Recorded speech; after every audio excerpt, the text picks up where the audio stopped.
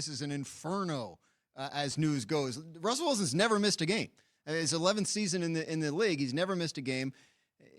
They're worried in Seattle. They're going to check it out and see what the treatment plan is. They have 10 days till the next game.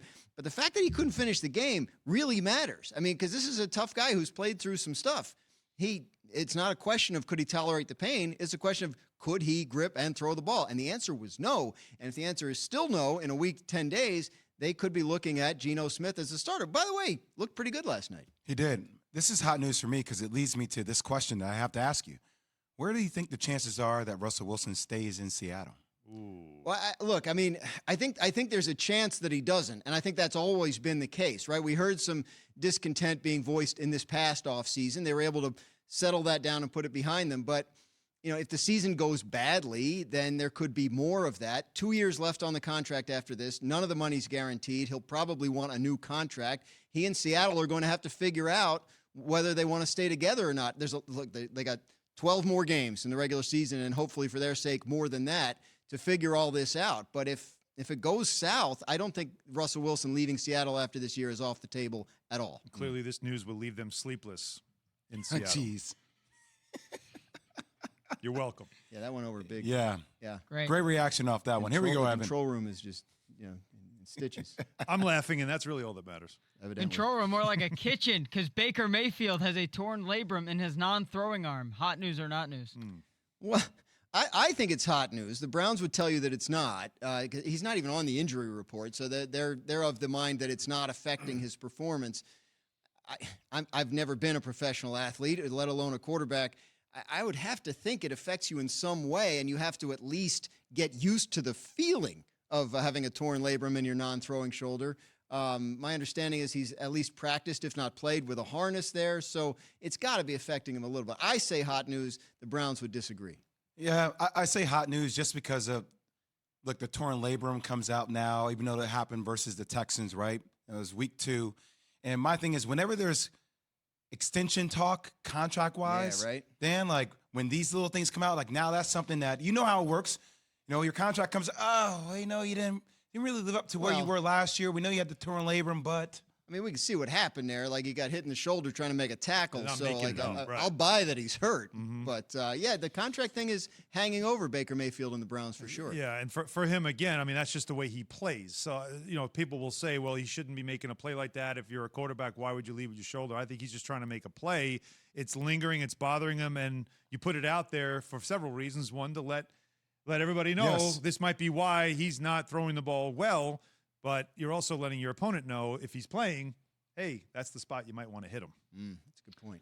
I think a lot of fantasy football people want to know if this is hot news or not news. Dan, Christian McCaffrey feels good about a possible return Sunday. Hot news or not news? You mean real people, but who play fantasy football, yes. Right? Yeah, okay, I got it. Yeah, I think it's hot news because he practiced the last couple of days. The Carolina's still saying game time decision, but if he has a good practice today and he feels good, he could be back from that hamstring injury as early as Sunday, which of course is huge news. One of the best players in the entire league. And they need him back and healthy. They're 3-1 coming off their first loss. I'm sure they want to get back on track and assert themselves as a real potential contender. Obviously, McCaffrey would help that. Hot news. Now, the way you put that, real potential contender, I was going to ask you as a follow-up. Week 5. I understand, but we like to overreact. You tend to join in on that overreaction thing. I like to moderate.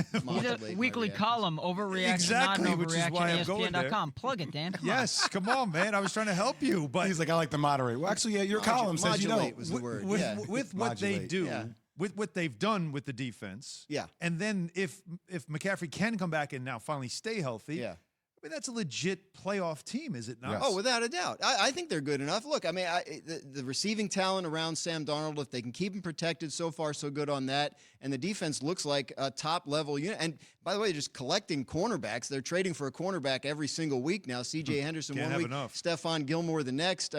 They're all in. They believe that they're going to make a run, and I think they're the team that's most likely to push Tampa Bay in that division. I was going to say exactly the same thing. They're not that far off from Tampa Bay. I'm telling you that. I know Tampa Bay, Tom Brady, but that defense and that secondary, questionable. Record. You saw the way they attacked Richard Sherman in their last game against the Patriots. They're not that far off. Yeah, Tampa Bay would like to be collecting some cornerbacks the way Carolina is. They're a little short there. Evan, hot news or not news, we continue?